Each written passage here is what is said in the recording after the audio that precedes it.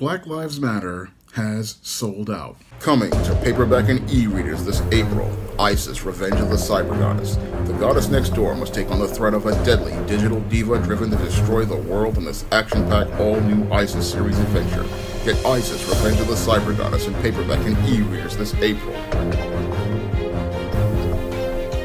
Patrisse Khan-Cullors, the leader of Black Lives Matter, seems to have been compromised. And the reason why I say your Patrisse Khan-Cullors, the founder of Black Lives Matter, has been compromised is because it seems like she's participating in actions that run counter to the narratives of the Black Lives Matter organization, and they run counter to the Marxism she says that she professes to be a part of. Now, your Patrisse Khan-Cullors, it looks like to me, has been compromised by your white supremacy because they seem to have found Patrisse Khan-Cullors' price. And that was shown in a deal that she made with Warner Brothers to produce content, and it was also shown by the questionable finances of Black Lives Matter, which received millions of dollars in donations after the death of George Floyd in 2020 that still have not been accounted for. Now, the reason why I say that your Patrisse Khan-Cullors has been compromised by white supremacy is primarily because when I take a critical examination of her actions, they run counter to many of the narratives she professes to be a part of. Now, your Patrisse Khan-Cullors, when Black Lives Matter first started in 2012, professed to be a grassroots black activist. And a grassroots black activist would be someone who would want to remain in the neighborhood in order to ensure that everybody receives a higher quality of life and ensure that tangible resources are provided to the black people in the community. That's what a grassroots activist would want to do. And a grassroots activist, they are going to not only live in the neighborhood, they are also going to live among the people in the neighborhood in order to assure that the issues of the community are heard and that they're hearing and connecting with the people in the community. And when you have a so-called grassroots activist talking about buying an exclusive $1.4 million home in Topanga Canyon in a predominantly white neighborhood in Los Angeles, that really runs counter to what a so-called grassroots activist would do. So this is not looking like she's out here looking to continue to further improve the quality of life for black Americans, especially the black men who she says lives are supposed to matter. That what would a woman be moving to a predominantly white area, move to that area to, again, improve the quality of life for black men? That's a critical question I would like to ask Patrisse Khan-Cullors. How is moving to an area that is predominantly white help show the value of black men's lives? That's a critical question that needs to be answered because, again, a grassroots activist whose mission was supposed to be about showing that black men's lives matter has now moved away from black communities to a exclusive white one, and that again runs counter to the mission of the original Black Lives Matter, and it runs counter to the so-called agenda of the original Black Lives Matter. Now, this also runs counter to another narrative your Patrisse Khan-Cullors says she's a part of, and that narrative is so-called Marxism. Now, your Marxists say that everybody is supposed to receive part of the resources and everybody is supposed to get the same amount of resources. But it seems like they are not really interested in sharing those resources.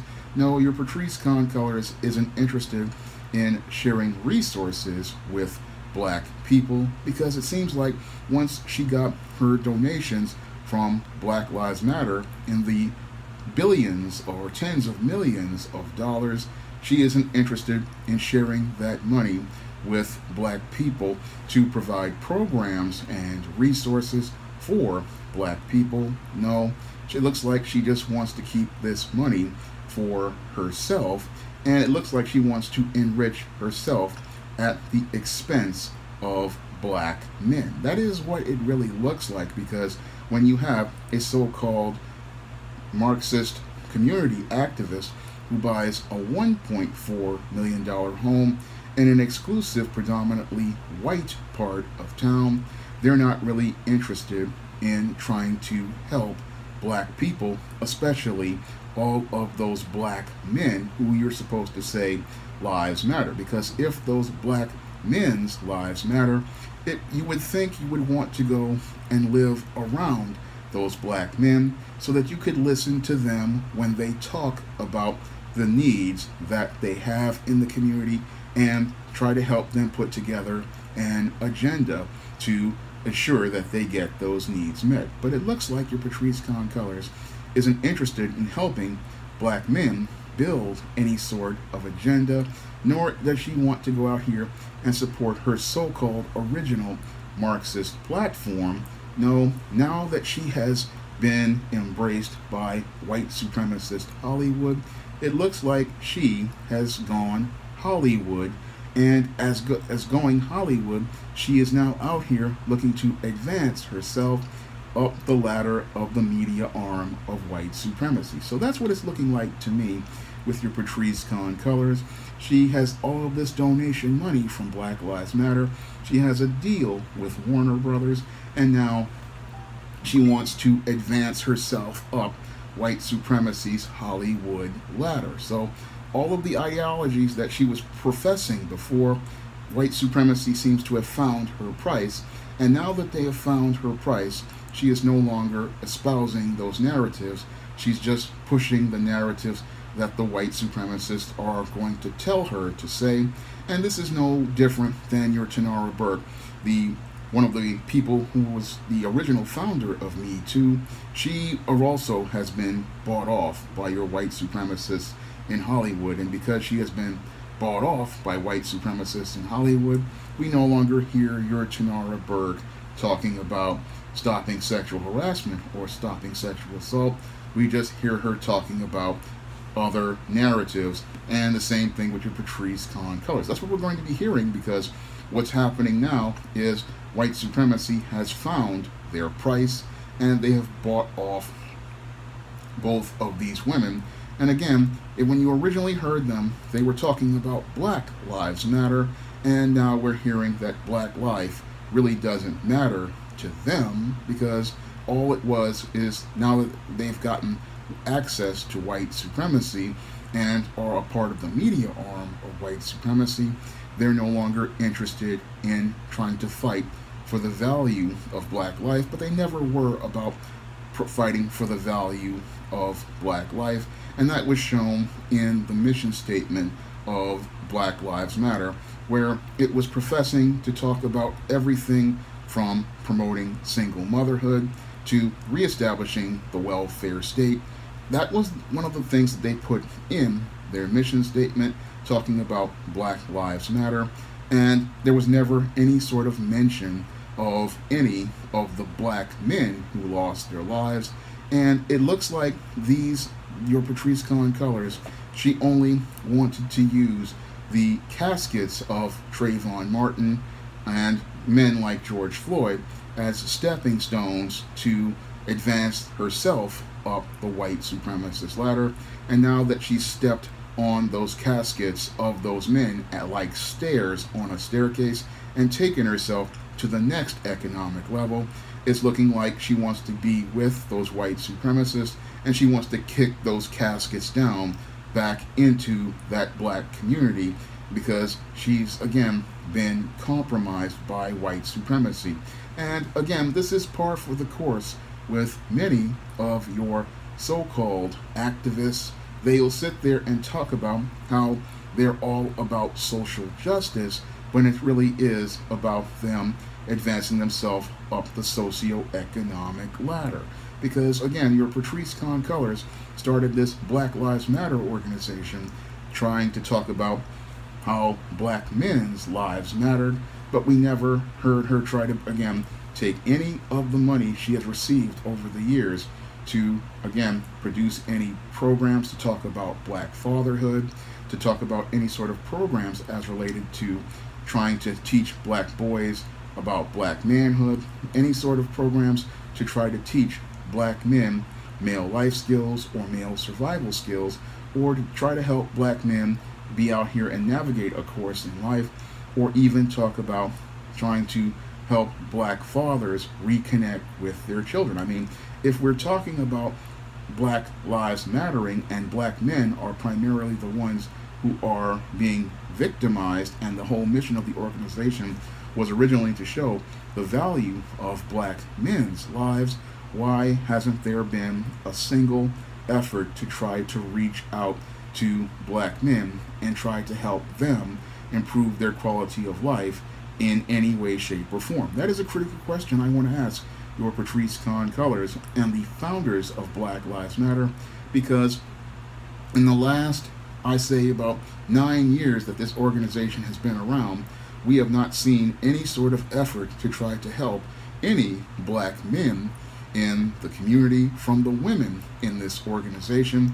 These women go out here and march and protest, and they go out here and talk about Black Lives Mattering, but it seems like the only time they come out for a black man is after he has died at the hands of police, or they have died at the hands of one of these race soldiers, or one of these white or non-black beta male suburban commandos. And it's really troubling that an organization that says that Black Lives Matter only comes out when the black man is dead, and again, they only come out to push an anti-black man agenda after he is dead. And that's the most troubling thing about your Black Lives Matter, is they only come out when the black man is dead.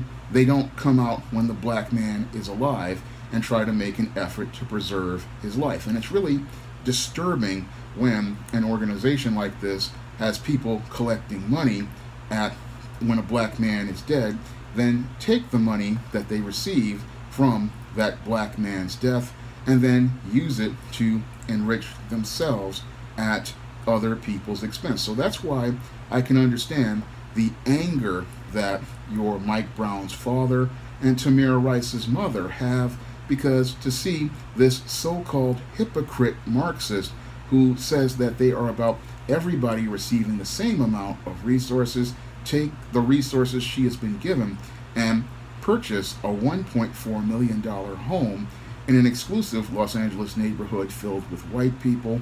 That is, again, a complete slap in the face of these families who have suffered a loss of their loved ones, and it is a complete insult, and it practically desecrates these men's graves to see this woman do this. You're going to sit here, build an organization on the deaths of boys like Trayvon Martin, Mike Brown, Tamir Rice, Alton Sterling, Philando Castile, and many others, and you're going to sit there and take all this money that you got from donations after the murder of George Floyd last year, and you're going to enrich yourself at the expense of all of these dead black men, and you're going to make a deal with Warner Brothers showing us that white supremacy has your price, and you're going to think that this is something positive,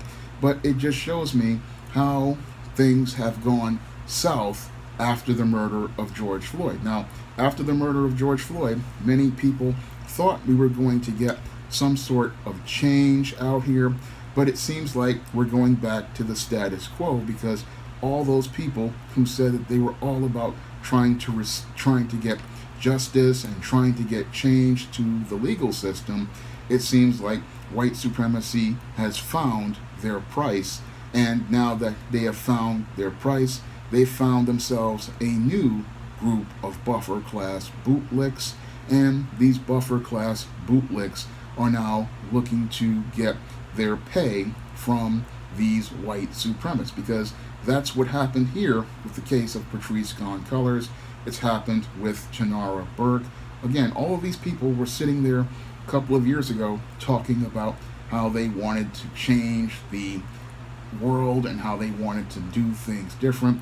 But now that they've received their deals, and now that they have been compromised, it's looking like all they wanted to do was gain access to the white supremacists that they said that they were so against. Because a true, again, grassroots activist, they're going to want to be with the people that they serve, and they want to be with those people that they serve because, one, they want to listen to that community to hear what needs are needed, and two, to help ensure that the goals of their agenda are achieved. That's not done by an individual who goes out here and packs up all their stuff, walks away from their community, and then moves to an exclusive community around a bunch of white people. I mean, how can you help learn what is needed in the black community and form a black agenda when you have moved to an exclusive white area like Topanga Canyon? That's a critical question I want to ask your Patrisse Khan-Cullors.